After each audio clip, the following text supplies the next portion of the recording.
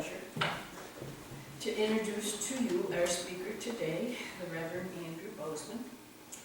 Andrew and his wife Sandy live in Cheektowaga with their cat Apollo. They lived in San Francisco for 35 years before returning to Sandy's hometown of Buffalo in 2018. Andrew is from Chicago.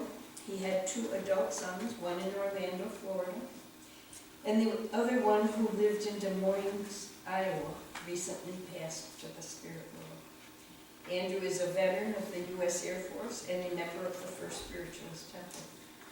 In 1982, he was ordained in San Francisco's Church of Amram. He holds a Bachelor of Metaphysical Science degree from the University of Metaphysics in Sedona, Arizona, where he was ordained in the International Metaphysical Ministry. He is working on his master's degree currently. Andrew has lived an active and productive life, working in many different fields, experiencing prosperous times as well as very challenging times in the various chapters of his life. He has worked in major advertising agencies as a writer and producer. He's been an actor, a movie screenwriter, computer programmer, and corporate management consultant. He has taught meditation and self-esteem to San Quentin prison inmates. He retired as the Director of Technical Training for the City and County of San Francisco in 2002. Then he established the Southeast Sector Community Development Corporation in the minority community of San Francisco. He created the functional forgiveness system to teach people how to access and apply the energy known as forgiveness. Last spring, he taught this program, the functional forgiveness workshop, here in our church. He also teaches a workshop called Working with Angels. He has written 2 books and recorded an angelic meditation tape. So please, folks, open your minds and open your hearts to the words and wisdom of the Reverend Andrew Bozeman. Good morning. Good morning. Good morning. I'd like to say, first of all, thank you very much for those wishes of sympathy for the passing of my son, which happened last Sunday. Thank you very much. So happy Mother's Day. Proverbs chapter 31, verses 26 to 28 says of mothers, "She opens her mouth with wisdom, and faithful instruction is on her tongue. She watches over the affairs of her household and does not eat the bread of idleness. Her children rise up and call her blessed." Mothers have a big impact on our lives. Hannah Jarvis, who was a peace activist, once declared that the mother is a person who has done more for you than anyone in the world. Now, Mother's Day was officially proclaimed a holiday for more than 100 years ago.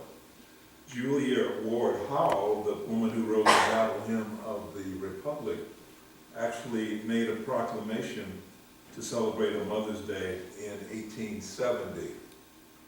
But then it took another 45 years before someone actually tried to make it happen officially. Anna Jarvis was that person in 1905, and she started a campaign to make Mother's Day an official day after the death of her mother. And that's when she said that the mother is the person who has done more for you than anyone in the world. However, her bid to make the day official was rejected by Congress in 1908 because they sarcastically claimed then they would have to also create a Mothers-in-Law Day. She continued her campaign, and by 1911, all the states had adopted it on their own. So in 1914, Woodrow Wilson gave in and signed a proclamation declaring the second Sunday in May as Mother's Day. But I'm afraid Miss Jarvis' victory was a bittersweet one. By the early 1920s, she was suing major companies for corrupting the spirit of the day and turning it into a profit-making event. A very big profit-making event. A couple of the biggest offenders were Hallmark cards and the convention of candy makers. But let's go back in time and trace the spirit of Mother's Day, which is the honoring of the mother's spirit. Honoring of the mother's spirit actually precedes so-called civilization. Hunter-gatherer tribes were honoring the great mother, who we know as Earth, many thousands of years ago. The great mother was our first deity. In ancient civilizations, the spirit of the earth was symbolized by the goddess, and she was revered as mother, nurturer, and giver of life. It was she who created and sustained us, and to whom we returned upon our death. Now, every culture has its own version of Mother as Earth Goddess. The Greeks called her Gaia. The Incas knew her as Pachamama. References to the Mother Goddess predate writing. There are drawings of her near shrines that are ancient, even before we began to learn how to write. Statues and paintings of her appear in every corner of the globe.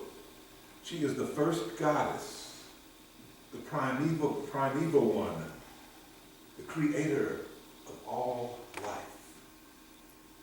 The goddess religions, also known as the earth religions, predated the male-dominated sky gods by thousands of years.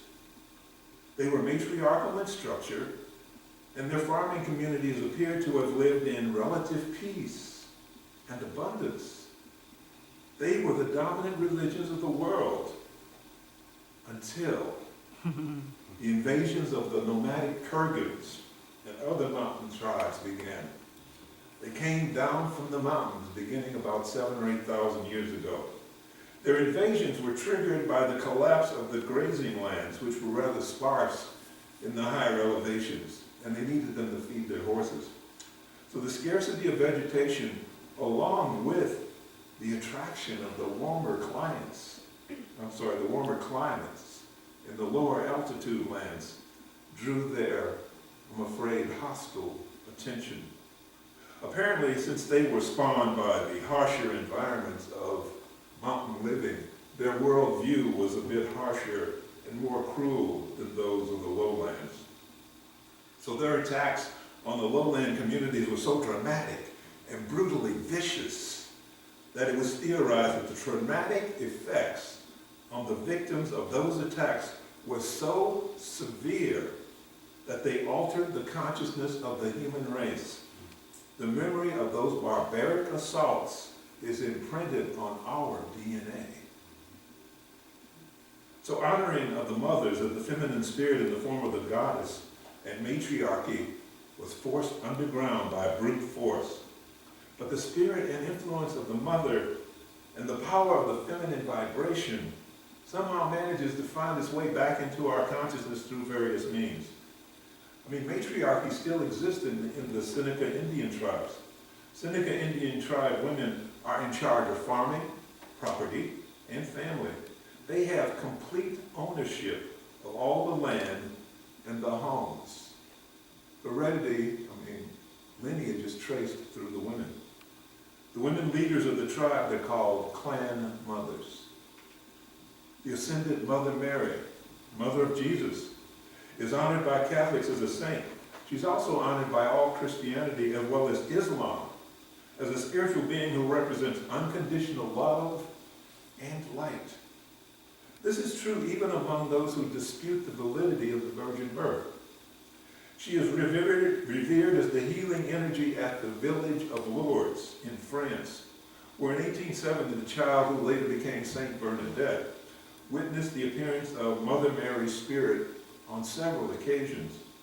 Since then, Lourdes, which is a population of only 15,000 people, attracts over 5 million tourists every year. who are seeking to worship or experience miraculous healing.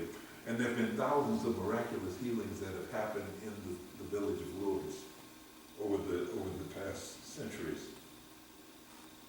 It's a trivia fact. There are more hotels in Lourdes than there are in any other city in Paris any other city in France other than Paris. City of 15,000 people. Mother Mary is honored as Our Lady of Guadalupe in Mexico City, where her spirit appeared at least 5 times to various groups of people in 1531. She is honored now at the Basilica of Our Lady of Guadalupe in Mexico City, which is the most visited Catholic shrine in the world. The Age of Aquarius. We are now in the Age of Aquarius, entering it, and this is often referred to as the Age of the Divine Mother.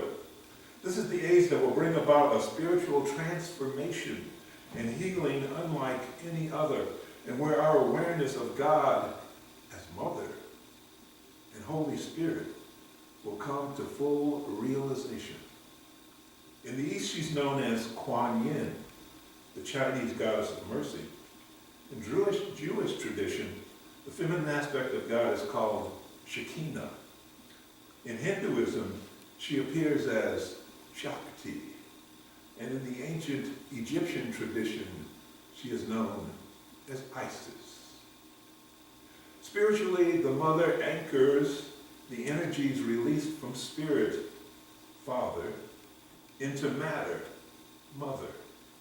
She brings the formlessness of spirit of Father into the form of matter, Mother, body. The divine feminine is considered by some to be the highest expression or aspect of man and woman. We need both Mother and Father for wholeness and balance. In fact, honoring only the masculine leads to imbalance, unhinged behavior, and chaos. During my spiritual training at Amron Mystery School, we always refer to infinite intelligence as God, Goddess, all that is. God, Goddess, all that is.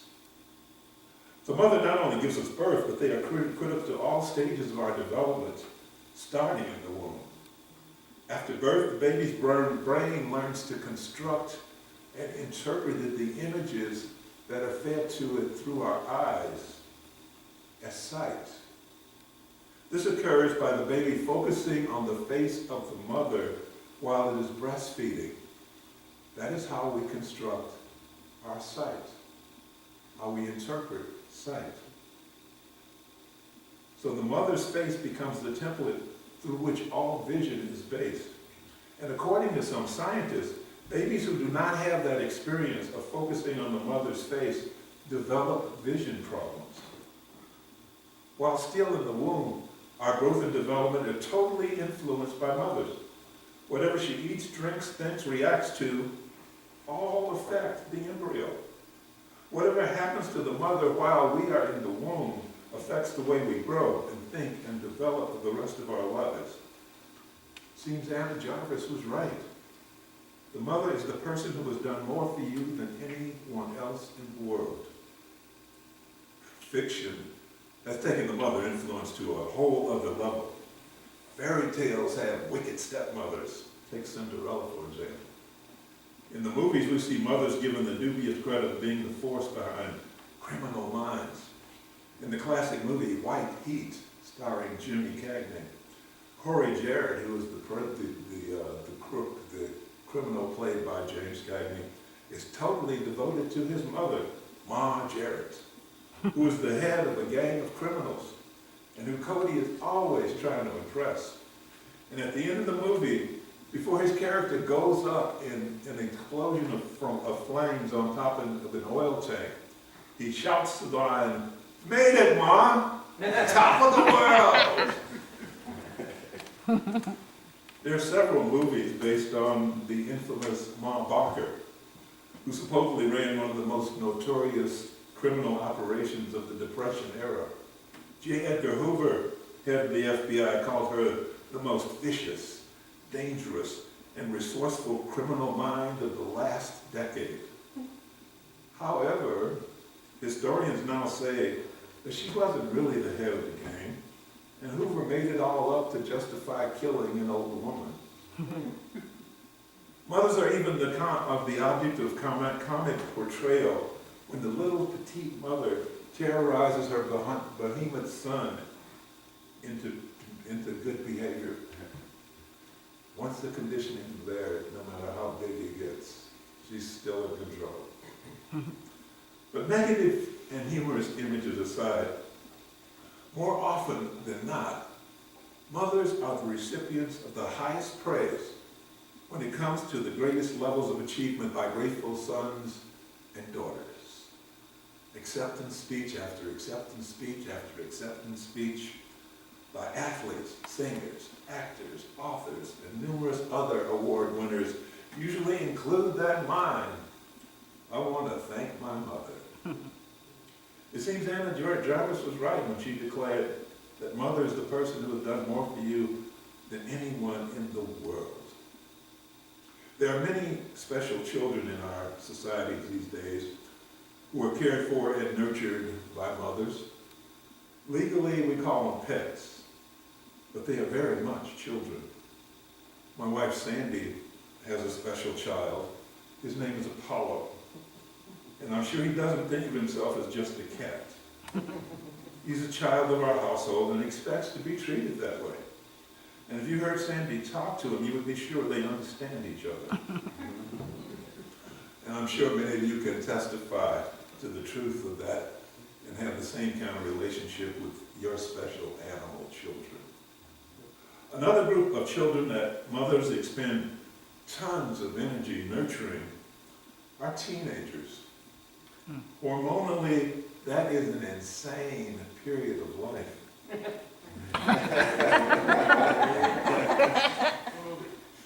I remember my days as a teenager.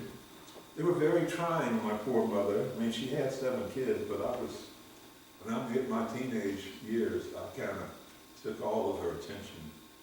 I pushed every boundary I could find, and I'm sure it took every fiber of her being to allow me to go on living. Though there was one time she really lost it. I remember coming home from school one day when I was 16 and arrogantly declaring that I was quitting school. I decided there was nothing else they could teach me, and I was too mature to have to deal with that stupid system anymore. I was quite surprised when she picked up a kitchen chair and hit me with it. Then as I lay there looking up at her, she informed me that I was either going to go back to school the next day and graduate, or I was going to move out of the house. Needless to say, the next day I did go back to school. And a year later I graduated. But it was moments like that one that gave me an unsettling rush of memories one day when I was being honored for something in my late 20s. As I recalled, the memory struck me like a bolt of lightning as I was receiving my honor. And all of a sudden, all the things that I had done while growing up that put my mother through her paces suddenly came rushing back into my head. So that evening, I traveled all the way across the city of Chicago, from the north side of the city, some 20 miles to the south side of the city, where my mother was living. And when I got there, I told my mother 2 things. And it's a scene that still brings tears to my eyes. First, I told her I was sorry for all the grief I had put her through growing up, especially as a rebellious teenager. Secondly, I thanked her for all that she had done for me, especially for still loving me in spite of all that. For a moment, she just stared at me. Then she said, "It's about time." Anna Jarvis declared that mother is the person who has done more for you than anyone else in the world. Proverbs 31, chapter 31, verses 26 to 28 says of mothers, She opens her mouth with wisdom, and faithful instruction is on her tongue. She watches over the affairs of her household, and does not eat the bread of idleness. Her children rise up and call her blessed. So today, to our mothers on the physical plane and in the spiritual realms, to our mothers with babies and mothers with special kids, children called pets, and to mothers with those very special children we call teenagers, and to foster mothers and adopted mothers and to grandmothers, let me say right here, right now, thank you. Thank you for all your energy and tolerance and wisdom and guidance and sacrifice and endurance and especially love.